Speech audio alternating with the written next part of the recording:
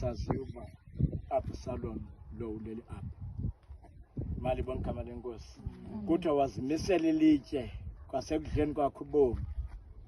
wazimisela ilitye uba igama lakhe lingapheli. Namhlanje size kule nkonzo yalo mntwana sizotyhilela ilitye lalo mntwana sisazi ukuthi bakhona abanye abasezayo bazawubuza abazali babo ukuthi ndimthethwa nabo ukhoyo umama utata uzawuthi ukhona ubhutweni ukhona usisi wenu igama lenkosi singaya siyonibonisa bazambona esekude ngoba igama lakhe lizohlala lihleli mali bonkama lenkosi bazozazi ukuthi banobhuti wabo onele kule ndawo mali bonkama lenkosi izoba sisikhumbuzo soba ukhona umntwana ongaphambi kwenu kuthiwe ngibani igama lakhe